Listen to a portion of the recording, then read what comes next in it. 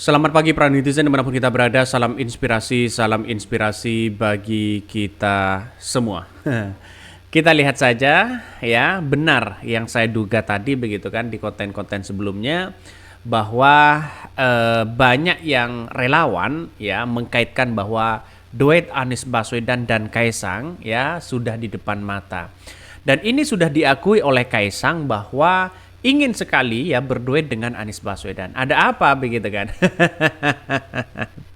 Apakah nanti oleh pendukung-pendukung Anies Baswedan bahwa Anies Baswedan dicap sebagai orang yang kemudian pertama ya penjilat. Yang kedua adalah masalah soal antara Kaisang dengan Anies Baswedan kan berbeda mereka. Bagaimana PSI dulu kritikan habis-habisan kepada Anies Baswedan. Bahkan si Natali mengatakan PSI sampai kiamat tidak akan pernah mendukung Anies Baswedan.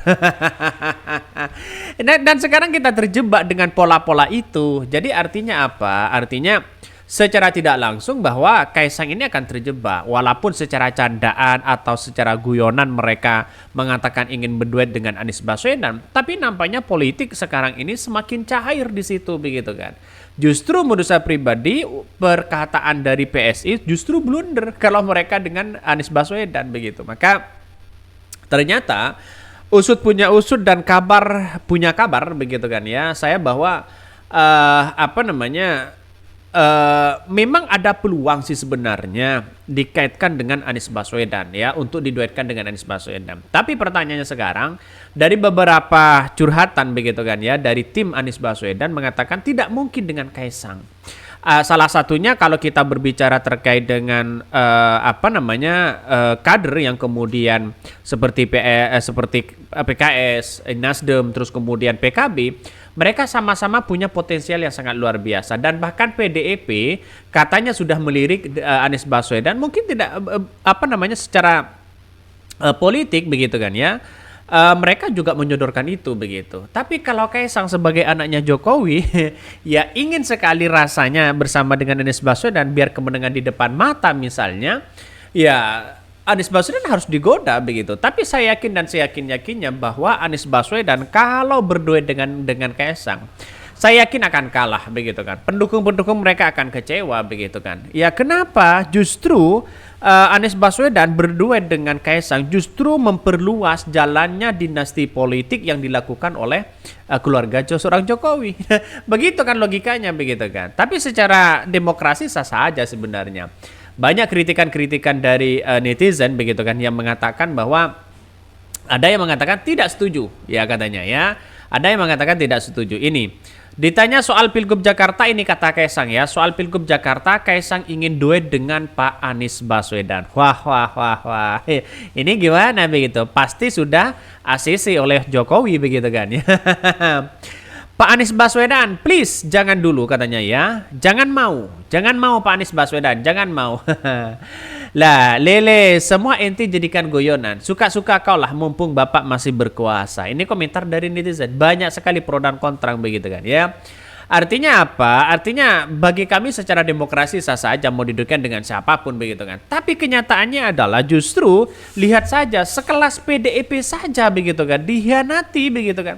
Ini sekelas PDIP begitu. Apalagi sekelas Anies Baswedan. Ya setelah mereka misalnya diduetkan lalu kemudian mereka punya elektabilitas tinggi, punya popularitas tinggi, disanjung sana sini, tapi pada ujung-ujungnya mereka bisa saja di tahun 2029 mereka pecah begitu kan ya. Artinya secara logika ya keluarga-keluarga dari anak-anak Jokowi ini ya numpang viral aja dulu begitu kan ya. Tapi setelah nanti viral ya elektabilitasnya tinggi malah dimeninggalkan. Bisa saja seperti itu. Berkaca dengan PDIP ya. PDIP sekelas besar seorang Puan dan Ibu Megawati ditinggal kok dikhianati kok begitu kan. Apalagi sekelas hanya Anies Baswedan kan begitu. Yang hanya mampu menggerakkan relawan-relawannya saja begitu kan ya. Ini kan artinya apa? Artinya tidak punya partai lalu kemudian terserah relawannya lah begitu kan ya. Satu sisi seperti itu. Maka banyak yang kecewa ketika Anies Baswedan kabarnya diduetkan dengan Kaisang. Lalu kemudian saya yakin bahwa ini adalah tidak mungkin, tapi dalam dunia politik ya bukan tidak mungkin begitu kan. Ya mari kita baca ini. Masih 5 bulan dalam pilkada, katanya begitu kan ya, serentak tapi keramaian pemilihan gubernur 2024 sudah dimulai sejak nama Kaisang muncul di masyarakat. Bahkan ya satu sisi ini diduetkan dengan berbagai cara begitu kan, katanya dengan ponakan dari seorang Prabowo. Bahkan yang sedang jadi bahan perbincangan adalah bagaimana sekarang ya keponakan dari Presiden terpilih Prabowo Subianto yaitu Budia Satrio ya digadang-gadang menjadi salah satu calon gubernur DKI Jakarta dan bahkan ini diduetkan dengan dengan Kaisang begitu kan ya. Bahkan ya kalau mereka diduetkan saya kira agak jauh begitu kan ya antara Gerindra yang jelas ya yang kemudian di Gerindra dari kader dari Gerindra dari dari DKI Jakarta mereka juga kuat begitu kan ya.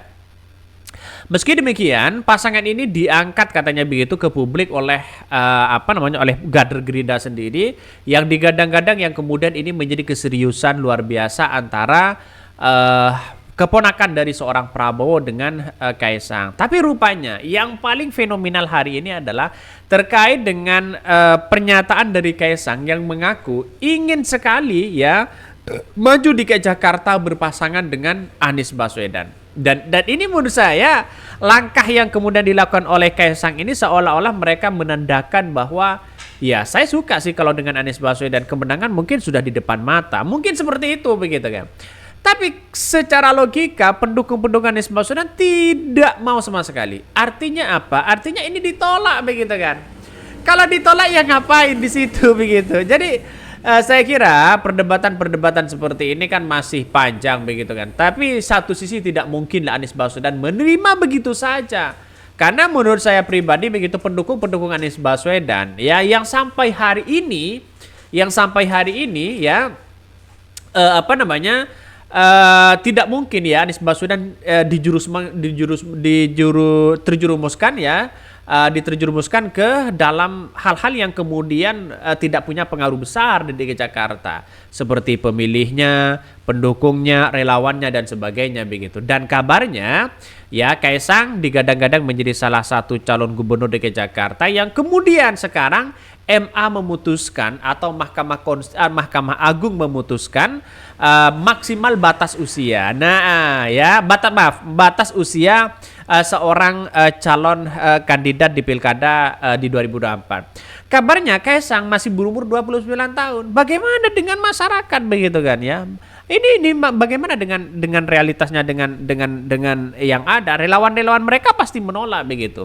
Dianggap satu adalah menyalahi konstitusional ya konstitusi di situ bisa saja orang beranggapan bahwa ini dipreteli dan sebagainya begitu kan maka ini satu dampaknya kepada Anies Baswedan. Yang kedua pendukung Anies Baswedan ini kalau diduetkan dengan Kaisang saya yakin akan beralih dukungan kepada yang lain saya yakin dan saya yakinnya itu begitu kan.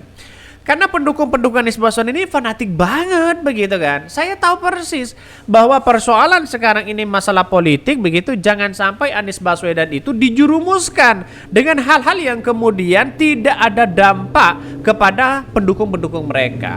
Ya kalau ingin menang ya bukan tidak mungkin Anies Baswedan akan menang. Saya yakin mau dicalonkan dengan siapapun begitu kan ya diduetkan dengan siapapun Anies Baswedan pasti menang. Karena pemilih dari DKI Jakarta itu rasional sifatnya begitu kan. Artinya mereka yang terbukti terus kemudian punya punya gagasan itulah yang diterima mereka begitu kan. Ya tapi kita tunggu saja. Yang namanya politik itu sampai kapanpun ya tidak akan tahu begitu kan ya bisa saja diduetkan begitu. Mungkin itu yang kami sampaikan ya tonton terus channel Hodari Podcast Rakyat ini karena ada berita-berita menarik dan viral setiap harinya. Salam para netizen, salam inspirasi bagi kita semua. Jangan lupa di subscribe di YouTube Hodari Podcast Rakyat ini.